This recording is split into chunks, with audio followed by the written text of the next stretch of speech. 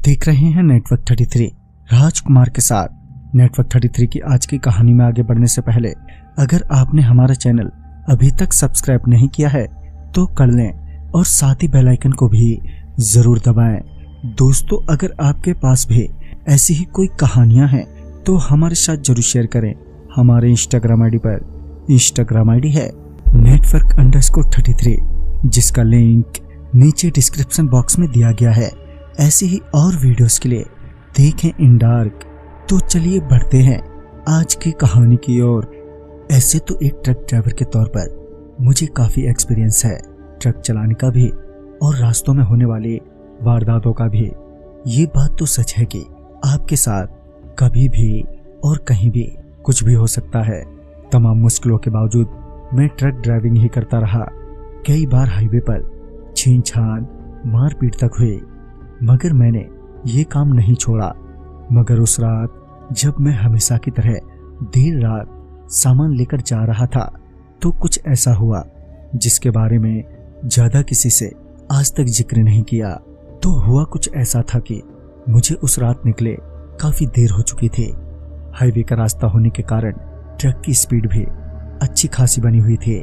बीच बीच में check post आते तो स्पीड कम करनी पड़ती। ऐसे ही एक चेक पोस्ट पास करने के बाद मुझे अपना ट्रक रेलवे फाटक पर रोकना पड़ा।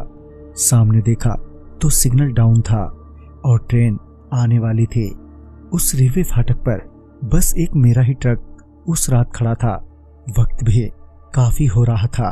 तभी अचानक ही ट्रक अपने आप ही ट्रैक की ओर बढ़ने लगा।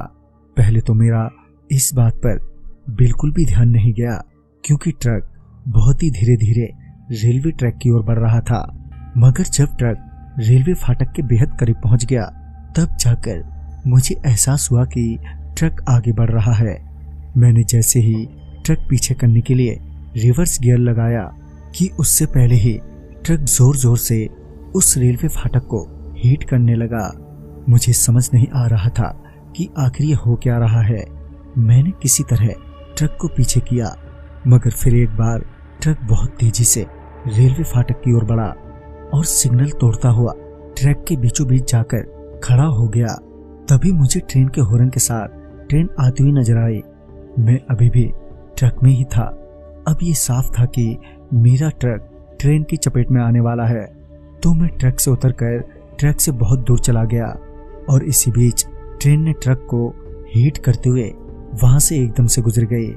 मैं ये सब देखता ही रह गया। मेरी जान तो बच गई मगर मेरा बहुत बड़ा नुकसान हो गया था जो मैं बचा नहीं पाया। मैं वहीं रेलवे फाटक से कुछ दूर खड़ा होकर अपने ट्रक के टूटे हिस्सों को देख रहा था।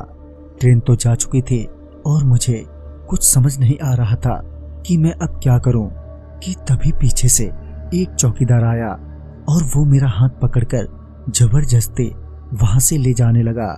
मैं उससे अपना हाथ छुड़ाते हुए बोला, क्या बात है, कौन हो तुम?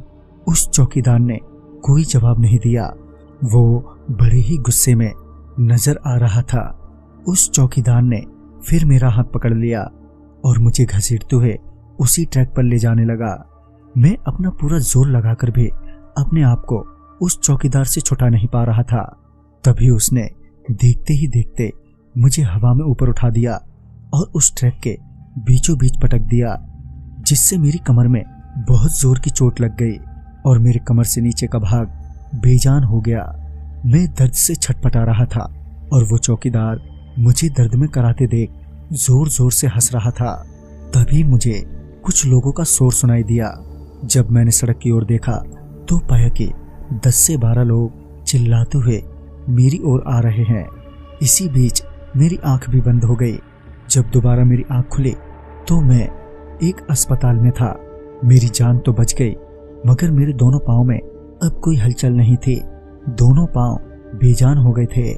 बाद में उन्हीं लोगों से पता चला कि वो चौकीदार की मौत एक ट्रक के नीचे आने से वहीं पर हुई थी, जिसके बाद से वो चौकीदार का भूत ट्रक वालों की जान लेना चाहता है। जब ट्रक ट्रेन से टकराई थी तो उसकी आवाज सुनकर कुछ लोग ये देखने आ गए कि ये जोरदार टक्कर किसकी थी और तभी उन सभी की नजर मुझ पर पड़ गई। खैर, उस रात मेरी जान तो बच गई मगर मैं उस हादसे को अभी तक नहीं भुला पाया। तो दोस्तों इस कहानी में बस इतना ही। कहानी आपको पसंद आई हो तो लाइक शेयर करें और साथ ही हमें कमेंट बॉक्स में जरूर बताएं। तो मैं आपका दोस्त राजकुमार जल्द ही मिलूंगा आप ही की भेजी एक नई कहानी के साथ। तब तक के लिए बाय एंड टेक केयर।